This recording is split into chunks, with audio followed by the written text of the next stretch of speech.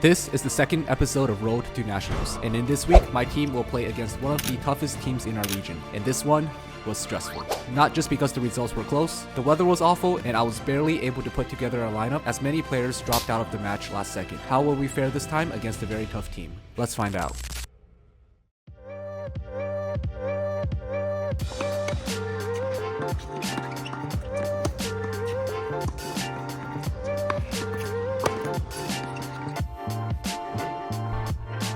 Welcome to the second episode of Road to USTA Nationals. This is a series on my USTA 4.5 team's journey to go to Nationals. Yeah, that makes sense. This video will be on the fourth match of our season. Up until now, my team has played 3 matches, and this video will talk about the first and second match of our season. And our third match was played a couple of weeks ago, so because I was away for mixed sectionals that week, I wasn't planning on recording it, but it was a very close and intense match. Our team barely squeaked by, winning 3-2. So shout out to my teammates E and Johnny for clinching the win for us. Currently, our team is 3-0. We are still undefeated, and we're looking pretty strong. Now, this week, we face our toughest challenge yet on paper. The name of the team that we are playing is called Lord of the Strings, which, yeah, I respect that name. Much better than Balls and Queeners. They have a couple of players that I'm pretty familiar with, including Cedric, who played against me in this video. That was a very interesting match, as well as Dennis, who I wanted to just name drop real quick because we are on the same mixed team and we were talking about playing against each other. I thought it was going to be a very fun match, so that will come into play later on in the video. A lot of potentially really good and difficult matches to be played, but I'll get to that in a bit. Let me quickly give you a rundown on what happened this week leading up to the match. So I had a pretty busy week, a very busy week in fact. I had just joined a new team at work, and I had to do a lot of catching up. I had to work a lot of extra hours. I really didn't have much energy to put a lot of time into USTA or tennis. But as a captain, I have to plan the lineups for the matches and check in with the players to see if they're available or they need a substitute. And this time around, I had to make 8 replacements because 8 different people at different times told me that they weren't able to make the match for one reason or another. And finding replacements for this week was very difficult. So in the beginning of the season, players will fill out their availability for the 10 matches of the season. They'll either mark yes, no, maybe. And when they mark themselves as yes, you would expect them to be available for the match. So yeah, so we had a couple of players who I thought were going to be available for the match, and turns out they weren't. Milan decided to do a Pokemon Go raid. Brian was in New York for reasons. Kent was not even in town. He was flying back from Korea that very day, and Eric was doing shrooms.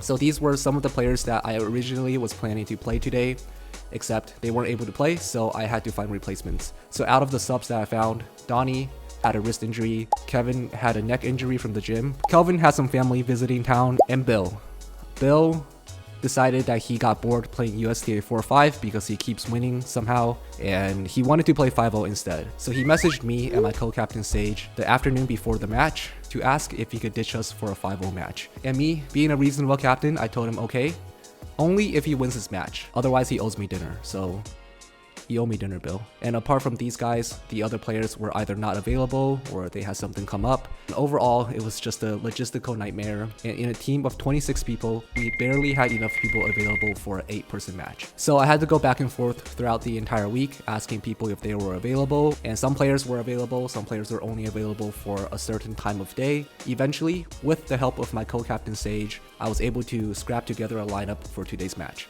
So in singles 1, we have yours truly, me, finally playing a singles match in 4.5. I have another 5-0 match later in the day, but I had to play this one because we didn't have enough people otherwise. In S2, we have Aaron, who is a new player that Sage invited to the team. I'm looking forward to seeing him play. So for doubles 1, we have David and Andrew, both very good players, both work very well together. David especially, he recently got bumped up to 4.5, and David has just been smoking everyone in 4.5 so far on my team. He's undefeated. I think he should be a 5-0 soon, and can I get a discount on my next stream job? In D2, we have George and Matt. Matt has his own channel, so go check it out right here. And he's a very solid player, very tricky doubles player to play against. And George, on the other hand, is also a very good player. He played on a team that won sectionals last year, and that team went to nationals. So he already had the whole nationals experience, so hopefully he could help take our team this year to nationals as well. And in our D3, we have E and Hemont. And now both of these players have clinched wins for us in the previous matches. E was the one who helped us clinch the win win in our third match, and Himan also helped us clinch a win in the second match. Hoping that these two players at D3 will be able to help us get the win if needed, if it's tied up at 2-all. Anyways, let's get into the first match of today. So I'm gonna start with doubles 2 this time, and this is footage from George and Matt. Hope you guys enjoy. Alrighty, so we are kicking it off with D2, George and Matt against Casey and Julian. I've never seen these guys play in USTA before, but I'm sure they've been around and they looked very solid just watching through the video. So I'm just gonna let you guys watch this match. There were some pretty good points, but I want to point out a couple of things first. So first off, you guys could probably tell by just looking at the trees in the background, there is quite a bit of wind. And by a little bit of wind, I meant it was very, very windy. But despite the bad conditions, there were many great points throughout all 5 matches today, and I'm just looking forward to showcasing it here in this video. So this doubles pair, Matt and George, this is the first time they're playing with each other, but I knew that individually they were good players, and I thought it would be a good combo. And yeah, so let's just see how this works. And by the way, this is edited with Swing Vision. So although Swing Vision is pretty cool and I use it all the time, use code Kevin in the description below. Some of the editing might cut out some of the rallies, so it's not perfect. So just wanted to point that out, that the quality for this match and maybe 1 or 2 other matches in this video will not be the best, and in the future I'll probably just have my teammates send me the raw footage so I could just work with it a little bit better. But anyways, hope you guys enjoy these points, and I'll see you guys at the end of the match.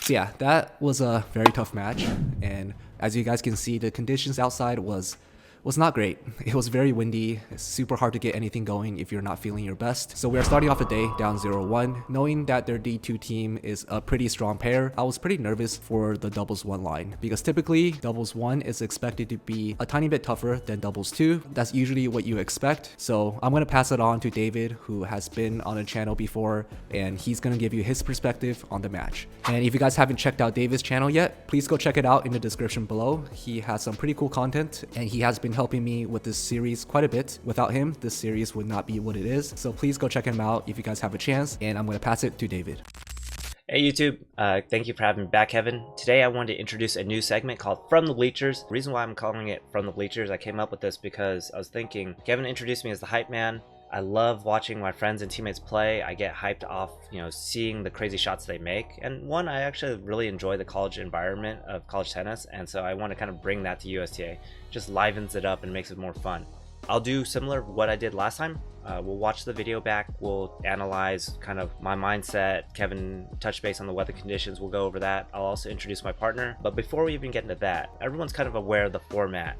Singles 1, singles 2, doubles 1, 2, and 3. My big take and my big issue lately has been, you figure you play your best doubles team 1, 2, and 3, like so on, right? That hasn't been the case. And that's not a stab at the opponents I'm playing, it's more at a stab at the captains. Because people are trying to win off technicalities, playing their best team at a 2 line and then trying to scrape off a win at singles and another line somewhere else. What happened to just playing your best at the appropriate positions? Because for one, from my perspective, I'm going in this mentally preparing to go to war, and if I come out of it and I get the win, but then I just look at it and go, like, did I really feel rewarded by that? I don't know. Maybe it's a hot take that people value winning more than getting the battle, but this is kind of my stab at all the captains. Like, play your lines how you should play your lines. Play your strengths, and if you get the win, you get the win. But we'll get into that in another time. Hang tight. We're going to jump right into the video analysis.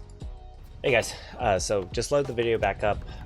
Just a quick reminder, these are highlights. So just showing you the best points from the match itself.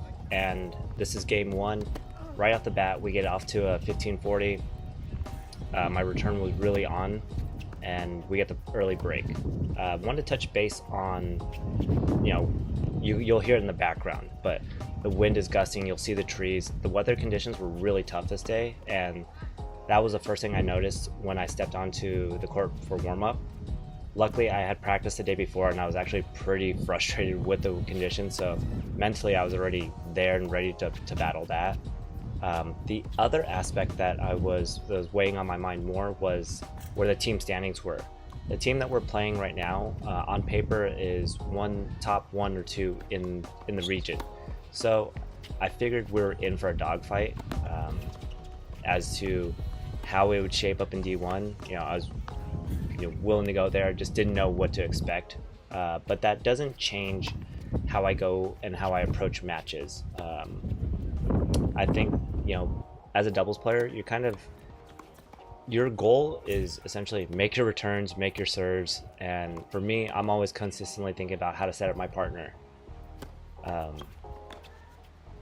So this whole set, we were kind of up this break.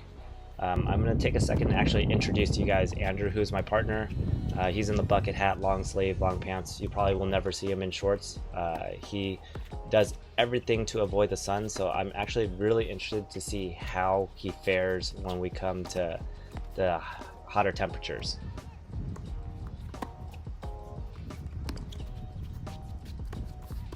And as you see here, Andrew's just getting so many overheads. He's putting himself in the right position every time, and I think that's been where I've been very fortunate to have partners like Bill and Andrew. Is they just know how to cover, and I know how to move off them. One big thing in this match, I noticed that our opponents didn't lob at all, and so it was fine just to go challenge them straight ahead. I appreciate that they wanted to try to win the game by taking the net. Where it became difficult for them was, I think, we were just too good of returners and they couldn't impose themselves. And like how I try to set up Andrew's doing the same for me. He's setting me up, allowing me to fly there. As I had mentioned earlier, the difficulty of serving and volleying if the ball's coming at your feet. They get one back there. I think that the toughest thing with every ball that they're getting, they're trying to pick it up off the shoelaces.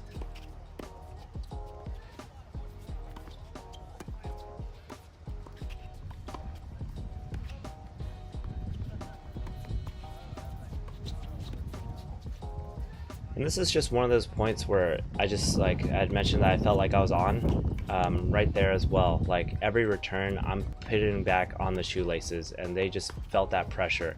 Eventually to the point where they just, the opponent in blue would just stop trying to serve and volley. Unfortunately, I didn't end the point there, but the previous point you saw, Andrew's return hits the back line. We take set 1. Focus for set 2. I think at the beginning, you're always just trying to pull away as much as possible. Tricky ball close to the net. Luckily, I get that finish there. We actually go into some trouble early on in the set.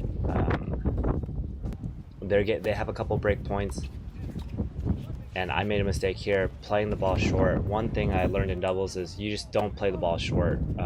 It allows them to do something like that. And right back, they get the early break, but I'm still challenging, and he's still, as you can see, he's still trying to serve volley, but right there, he stops. That ultimately is pressure, because now Andrew gets to move freely, knowing that this guy's not going to come in off of that. So when you have the 1-up, 1-back scenario, I feel like I can challenge them to get that opportunity, try to create something. Here I'm just kind of using the wind to my advantage. My serve, ideally, at the beginning of the match, I was just figuring, since it's so windy, I can just keep kicking it, and hopefully it pops up for Andrew to finish. And they kept approaching and volleying, or serving and volleying, or trying to return and volley. So my big focus was, if I just give a heavy enough spin where it's dipping at their feet, it's a pickup that they have to hit above the net line, where Andrew closes like that. So now we're back on serve, making them play everything, and it gets scrappy, because I feel like we were winning a lot of points like this, except this little magic from Andrew right here, or not magic, I should say. Another deep return by me made it really difficult. We get the break back. So going down a break to being 3-1, they're pretty frustrated. And my hand's at net today. You could hear the wind just gusting. And what it really broke down to was they had the right mindset in the game plan, they just couldn't execute and pressure enough. A lot of balls, when they're trying to change up the pace or change direction, we were ready and waiting for them. We just kept making them play and not giving them any freebie points. So a lot of challenges from there.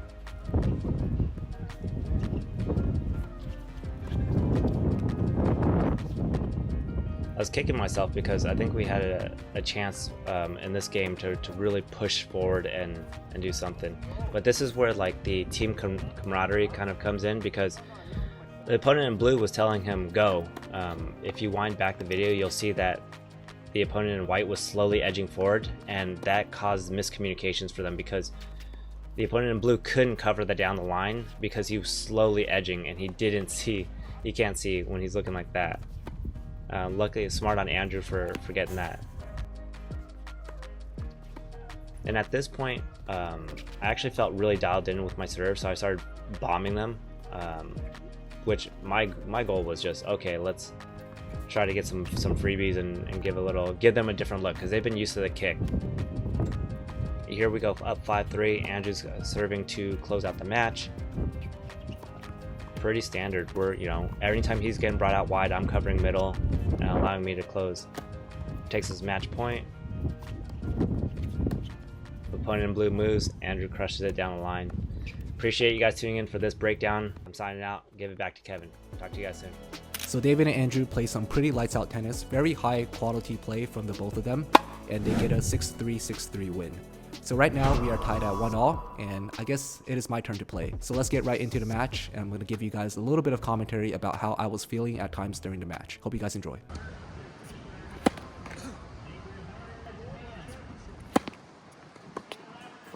Yeah, starting off strong here with the double fault, and right from the beginning of the match, I just felt really off. And of course, I was a bit nervous, and during warm-ups, I knew I was going to play a very tricky player. So the beginning of the match and the first couple of games was not the prettiest for me. And my opponent Craig here, he's a tricky player, definitely not fun to play against, just because he's good and he'll make you a bit frustrated playing against him. So his playstyle is he doesn't attack really all that often. He will when he gets the chance, and he has pretty good hands at the net, but he will do what he can to keep the ball in. He keeps it deep, he likes to hit it high, and he'll throw in slices if he has to. And if you guys have been around the channel, you guys know just how much I love dealing with slices. So he's a very defensive player, and he told me after the match that he likes to play very long matches. He also had a pretty strong serve, which makes sense given that he's like a foot taller than me.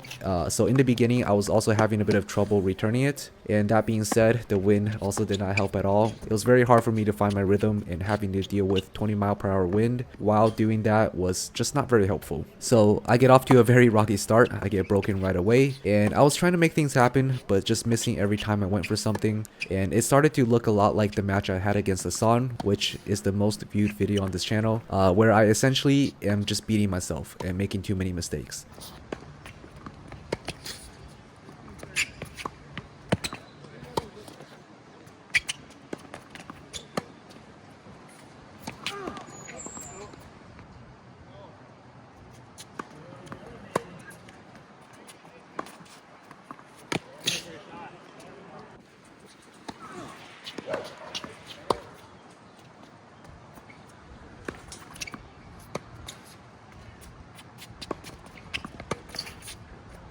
So I finally get a game here, and did so by just coming in and finishing balls at the net, which is really what I had to do when playing a player like this. But the problem was every time I tried to make something happen, I would just miss the ball. So definitely not feeling my best right now. Yeah, that's just what happens when you play a player like this. I'm still trying to go for things, I'm still trying to swing. The biggest thing for me is not to lose my confidence. If I shy away from hitting the ball, that's probably what he's gonna look for. I didn't really want to step off the gas, but I really just had to figure things out for myself. So I did get one game back here, but let's see how I do moving forward.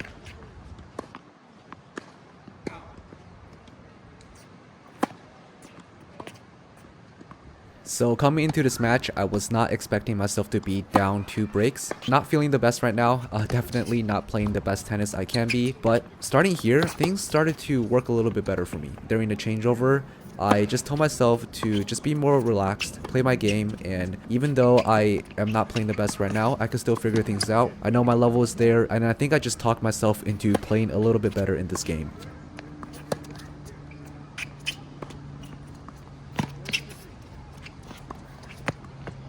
I did a couple of things differently starting from here.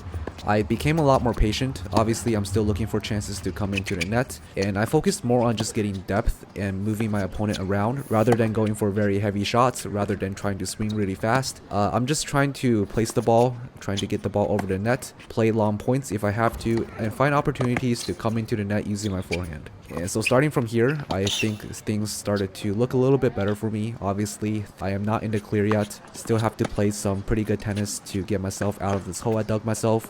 And one more thing I did change on my serve is I was double faulting a lot in the first 5 games. And with the wind, my toss is just everywhere. So I had a lot of trouble placing my serve inside the box. So I just took a lot of pace off my serve.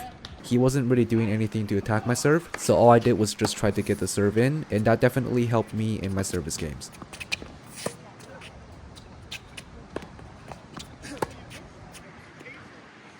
So at this point, I am starting to play a little bit better, and I think as the match goes on, my game is just getting better and better. But because of how the match started, I do have a bit of a ways to get back, so it might be a little bit too late. But you guys will just have to see for yourselves. And yeah, hope you guys enjoy the rest of this match.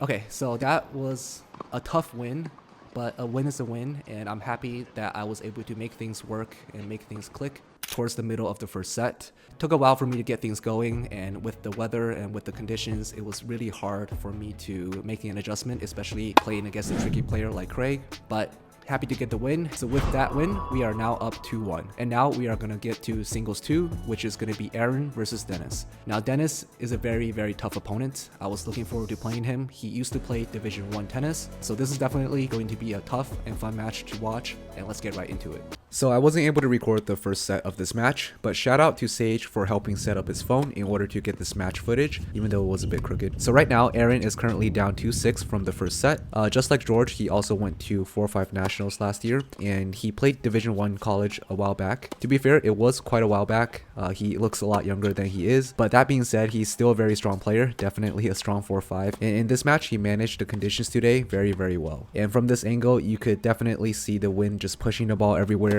and very hard to get behind the ball and play perfect tennis with all this wind going on. But anyways, let's see how Aaron does in this second set, and let's see if he can make a comeback.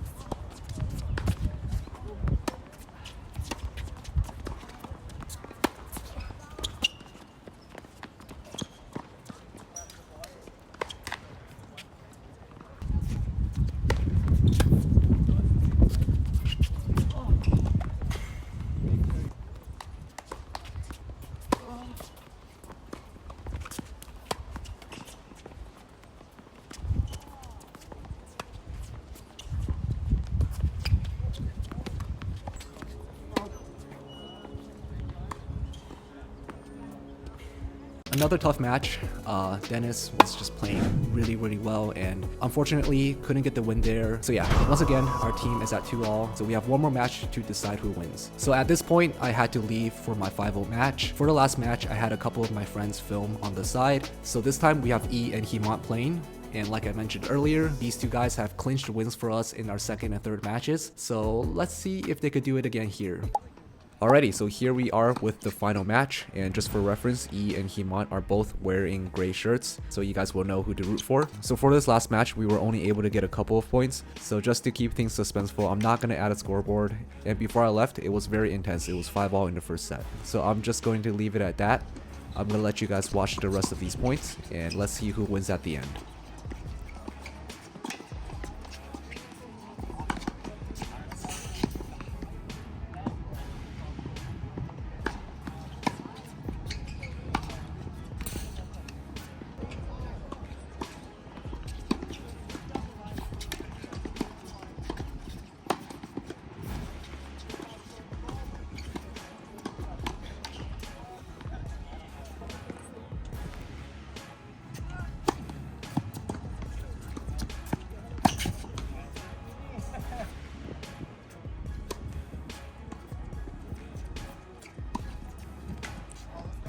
Nice, come on.